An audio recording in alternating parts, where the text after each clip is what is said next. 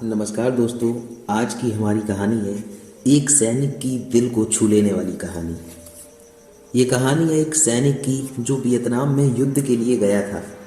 युद्ध समाप्त होने के बाद जब उसके घर लौटने की बारी आई तो उसने अपने माता और पिता को फ़ोन किया और कहा, माँ और पिताजी, मैं घर आ रहा हूँ, लेकिन घर आने से पहले मुझे आप सबसे एक बात पूछनी है। मेरा एक दोस्त है जिसे मैं अपने साथ घर लाना चाहता हूँ, क्या मैं उसे ला सकता हूँ? पिताजी ने कहा, बिल्कुल बेटा, ये भी कोई पूछने की बात है, हमें तुम्हारे दोस्त से मिलकर बहुत खुशी होगी। माता पिता ने ये जवाब दिया। सैनिक बेटे ने कहा, लेकिन पहले एक बात तो आप लोग जान लें, युद्ध में वह बुरी तरह से घायल हो गया है। उसने एक बारूदी सुरंग पर पैर रख दिया था और उसमें उसने अपना एक हाथ और पैर गंवा दिया है।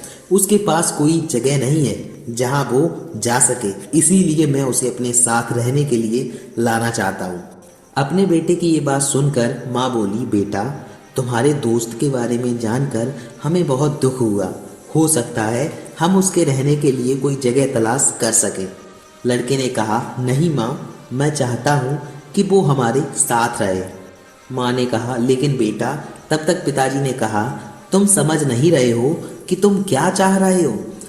इस तरह का अपाहिज व्यक्ति हमारे लिए कितना बड़ा बोझ होगा।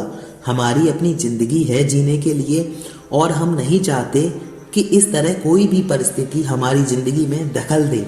मेरे हिसाब से तुम्हें अकेले घर आना चाहिए और अपने दोस्त को वहीं छोड़ देना चाहिए। वह अपनी जिंदगी जीने के लिए कोई न कोई रास्ता निकाल ही लेगा। इतना सुनकर उस सैनिक ने फोन रख दिया।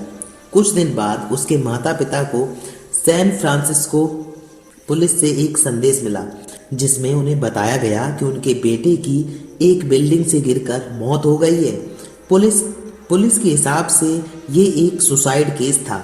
दुखी माता पिता ने तुरंत ही सैन फ्रांसिस्को के लिए फ्लाइट बुक करवाई और वहां पहुंच गए।